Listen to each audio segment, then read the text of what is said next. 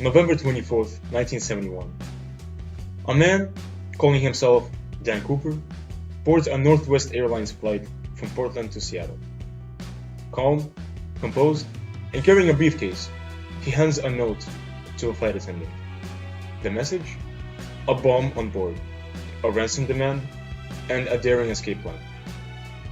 Hours later, he parachutes into the night, vanishing without a trace. No body, no conclusive evidence for years to come. What is the mystery behind this man's disappearance? Join us as we uncover the evidence, the suspects, and the theories of the only unsolved hijacking in the United States history. Discussed by Blindspot. But before we accept the story at face value, let's take a closer look at the evidence and separate fact from fiction. So what do you know about the suspect? So we know that the suspect was a white male, brown eyes, dark hair, mid-40s, and he wore a suit, which made him look important and not to be disturbed. Yeah, that's what the passenger said at least. They named him as someone who's very charismatic, and it's a fun fact to know that some passengers didn't even know that the plane was being hijacked. So he maintained a really low profile with his character and the way he behaved, with the crew. Yeah, he did a very good job at keeping a low profile. Exactly. Yeah. And is there any evidence, maybe that the FBI found at the end? Well, yes, they mainly found a clip tie. So the one he wore with the the one suit, he wore. There were also 8 cigarette butts. Found near a seat, and he was given 4 parachutes, and he left 2 behind as like a decoy. So why would he ask for 4 parachutes? That was to prevent somebody break the parachutes. Yeah, so he thought they would vandalize the chutes. Yeah, that makes sense. It's a method of decoy to really confuse the crew about how he would conclude his idea. Because in the plane there was also 3 flight attendants, so it made sense for 4 parachutes if he wanted the crew with him.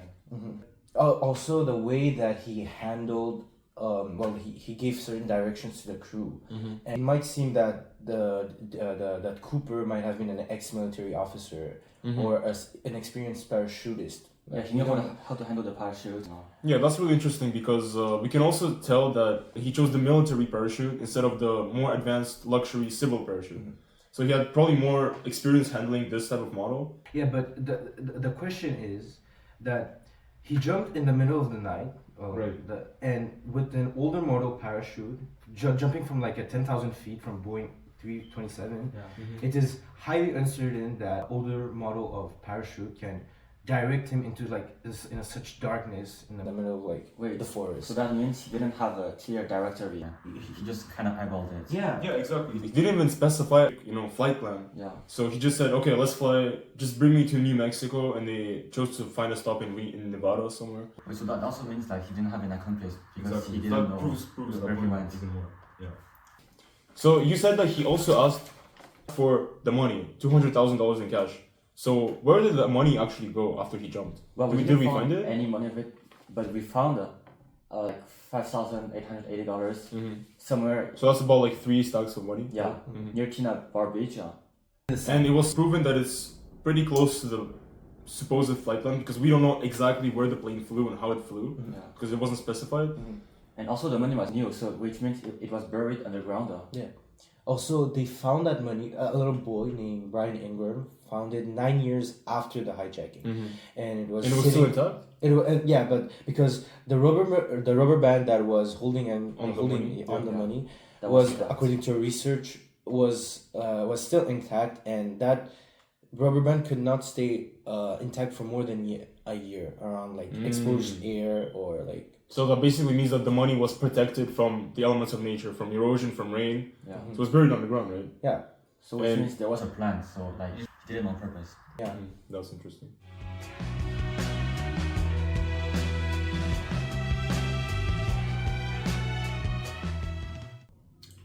Although, who could have accomplished such a thing and why?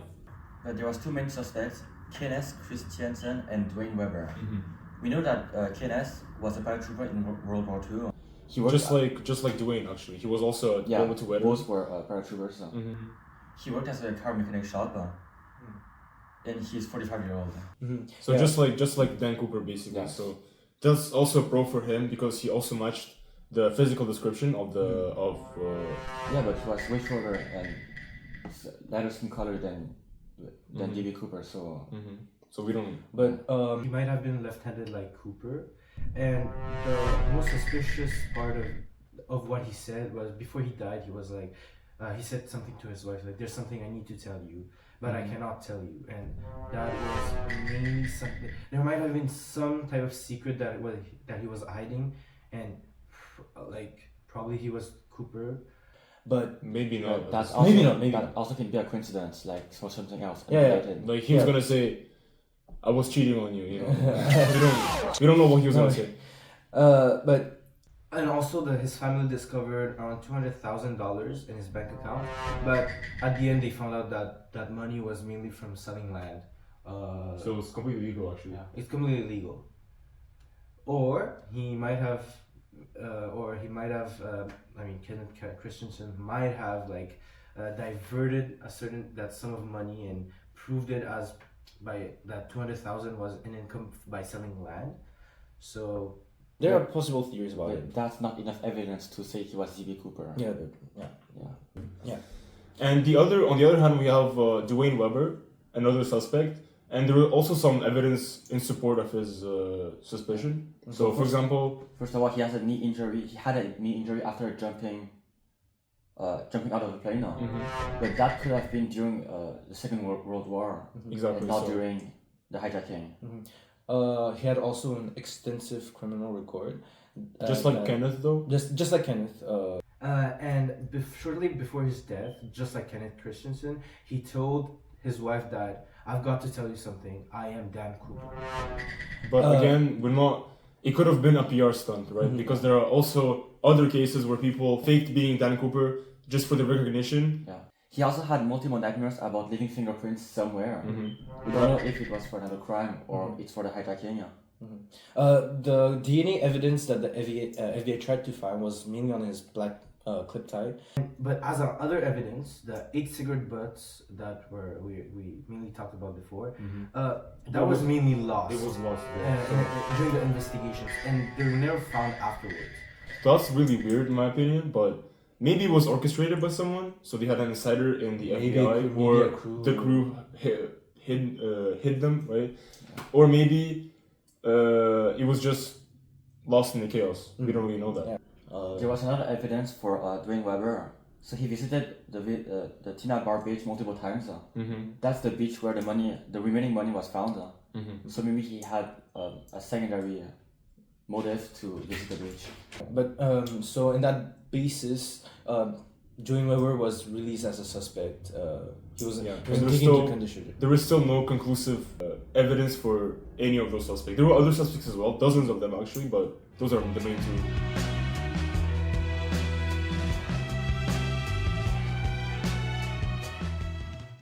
Now, of course, there are many theories on how this all could have happened, right? Yeah. So, what are they? First of all, the most probable was he died parachuting. We if this theory is correct, then there would be nobody found. Right. So maybe he just drowned in the sea, right? Yeah. Because it was close to the ocean, or and that also explains why the parachute was never found, right? And the money too. That makes sense. Exactly. And Because of the harsh conditions where he jumped, might be probable that he fell into because it was darkness, and he fell into a deep forest and died with injuries in the flight.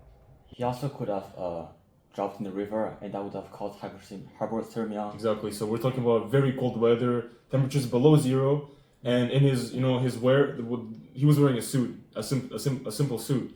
No clothes whatsoever. and with some loafers on, so that's That's not very appropriate for this kind of jump in the darkness. Yeah.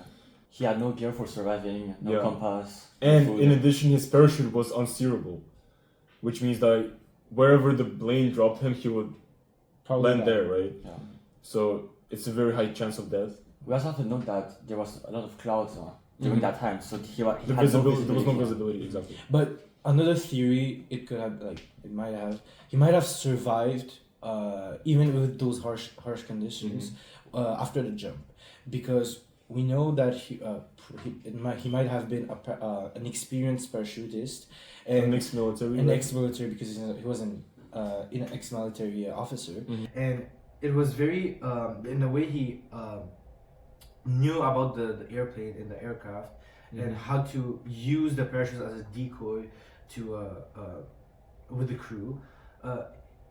He seemed very unusual about the way things worked, and he might have survived after the jump, or there might have been an accomplice that helped him down there with the resources. But again, we don't know if that's the complete truth because we don't have enough evidence.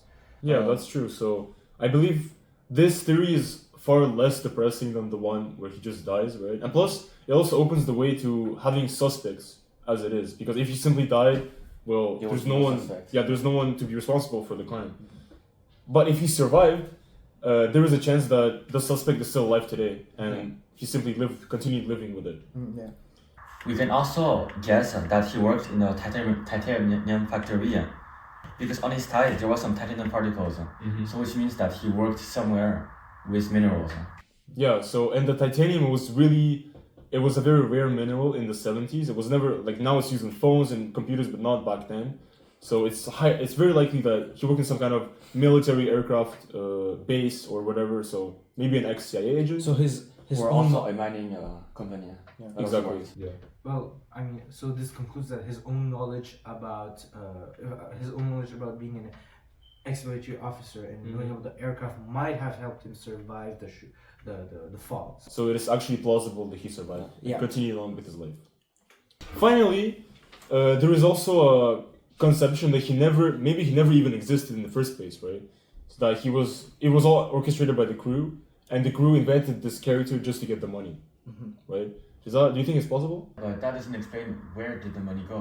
Yeah, exactly. So the FBI never found the actual bag with the money. So and plus, it doesn't explain how the money got on the beach on the Tina Bar beach in the first place. The money was buried. Part of Exactly. the money was buried. Who would have buried it? That's true. There's also the fact that nobody saw him while he was jumping, so that raises questions about the actual incident, and there might be other than the flight crew, there might be the bank in this or an FBI agent in it. We don't know, but it might be a probable cause to this incident that there's so little evidence to this hijacking. Yeah, of that's true. Dan Cooper. Yeah. It's also supported by the fact that there's a lot of lost evidence, like the 8 cigarette butts, like that. This just one cigarette butt would have caused them to find his DNA, and very easily find the suspect. But in this case, we don't really know who he is. Yeah. Also, the FBI only interrogated the flight staff and none of the passengers. Exactly. So all the descriptions were given by the staff. They could have easily. They could easily just plot it together. Yeah. They have Get away easily with it. manipulated the evidence. Well, because most of them comes from them, and that's one main reason that this hijacking by Dan Cooper might not even happen. Yeah, but on the other hand, $200,000 is not a lot divided by 4 persons. Exactly. It's only $50,000 each. Exactly. So even if he never existed, there's still 2 pilots, 2 or 3 flight attendants, and like doesn't justify the risk just to get this little of money, right? Yeah. But you don't know, like maybe the crew decided to take the risk to even get a little bit of money because remember it's the 1980s and 1970s, actually, yeah. 70s, 80s, and even like $20,000 or to $40,000 to a aircraft crew. Yeah, it was worth a lot. It was worth a lot. That's true. Yeah. And we have seen throughout history that many incidents, more crazier hijackings, kidnappings, more criminal acts have happened with a bigger team and with a bigger planning and a more suspicious planning. So maybe the crew can be behind the hijacking. Yeah. But we never know. And so, after all these years, the mystery of D.B. Cooper remains unsolved. Despite countless investigations and theories, no one has been able to truly say for certain who he was, where he went, or what happened to the money. One thing is for sure, his story has captured the hearts of millions of people across the globe, and his name will forever be cemented in America's greatest unsolved mystery. Special thanks to iHeartRadio for sponsoring this weekly edition of Blind Spot. Join us next week as we'll uncover the mysterious lost colony of Roanoke. Thank you.